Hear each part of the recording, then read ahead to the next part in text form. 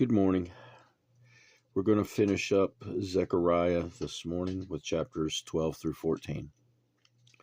Chapter 12.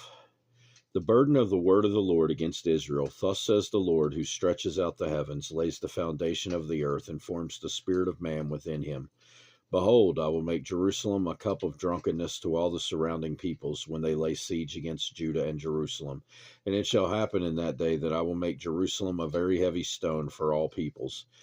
All who would heave it away will surely be cut in pieces, though all nations of the earth are gathered against it. In that day, says the Lord, I will strike every horse with confusion and its rider with madness. I will open my eyes on the house of Judah and will strike every horse of the people with blindness. And the governors of Judah shall say in their heart, the inhabitants of Jerusalem are my strength in the Lord of hosts, their God. In that day I will make the governors of Judah like a firepan in the woodpile, and like a fiery torch in the sheaves. They shall devour all the surrounding peoples on the right hand and on the left. But Jerusalem shall be inhabited again in her own place. Jerusalem. The Lord will save the tents of Judah first, so that the glory of the house of David and the glory of the inhabitants of Jerusalem shall not become greater than that of Judah. In that day the Lord will defend the inhabitants of Jerusalem. The one who is feeble among them in that day shall be like David, and the house of David shall be like God, like the angel of the Lord before them. It shall be in that day that I will seek to destroy all the nations that come against Jerusalem. And I will pour on the house of David and on its inhabitants of Jerusalem the spirit of grace and supplication. Then they will look on me whom they pierced. Yes, they will mourn for him as one mourns for his only son, and grieve for him as one grieves for a firstborn. In that day there shall be a great mourning in Jerusalem, like the mourning at Hadad Rimmon in the plain of Megiddo. And the land shall mourn every family by itself, the family of the house of David by itself, their wives by themselves, the family of the house of Nathan by itself, and their wives by themselves, the family of the house of Levi by itself, and their wives by themselves, the family of Shimei by itself, and their wives by themselves, all the families that remain, every family by itself, and their wives by themselves. Chapter 13. In that day a fountain shall be opened for the house of David and for the inhabitants of Jerusalem, for sin and for uncleanness. It shall be in that day, says the Lord of hosts, that I will cut off the names of the idols from the land, and they shall no longer be remembered. I will also cause the prophets and the unclean spirit to depart from the land. It shall come to pass that if anyone still prophesies, then his father or mother who begot him will say to him, You shall not live, because you have spoken lies in the name of the Lord.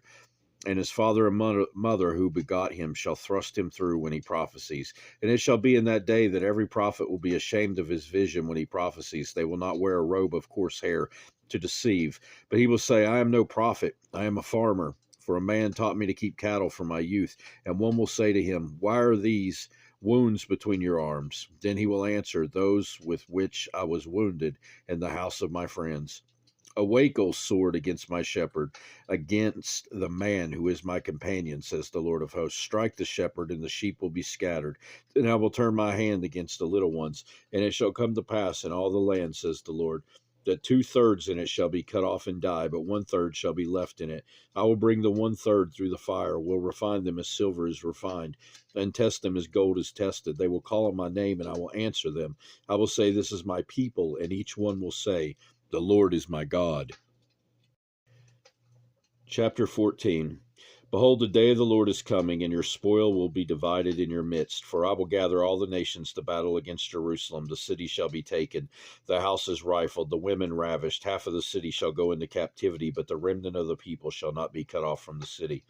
Then the Lord will go forth and fight against those nations as he fights in the day of battle. And in that day his feet will stand on the Mount of Olives, which faces Jerusalem on the east.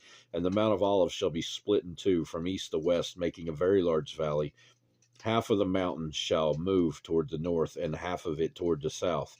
Then you shall flee through my mountain valley, for the mountain valley shall reach to Azal. Yes, you shall flee as you fled from the earthquake in the days of Uzziah, king of Judah. Thus says the Lord my God. Thus the Lord my God will come, and all saints with you. It shall come to pass in that day that there will be no light. The lights will diminish. It shall be one day which is known to the Lord, neither day nor night. But at evening time it shall happen that it will be light. And in that day it shall be that living waters shall flow from Jerusalem, half of them toward the eastern sea, half of them toward the western sea. In both summer and winter it shall occur, and the Lord shall be king over all the earth. And that day it shall be, the Lord is one, and his name one.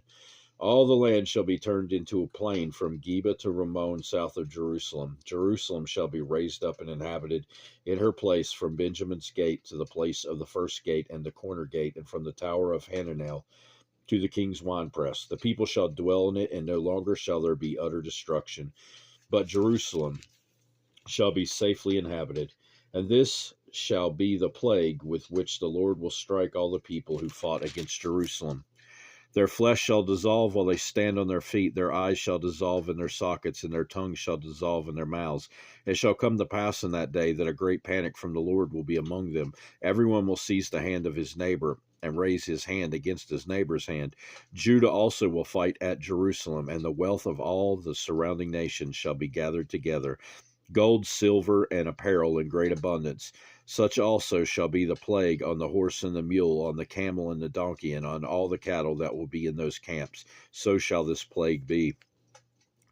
And it shall come to pass that everyone who is left of all nations which came against Jerusalem will go up from year to year to worship the King, the Lord of hosts, and to keep the Feast of Tabernacles. And it shall be that whichever of the families of the earth do not come up to Jerusalem to worship the King, the Lord of hosts, on them there will be no rain. If the family of Egypt will not come up and enter in, they shall have no rain. They shall receive the plague with which the Lord strikes the nations, who do not come up to keep the Feast of Tabernacles. This shall be the punishment of Egypt and the punishment of all the nations that do not come up to keep the Feast of Tabernacles.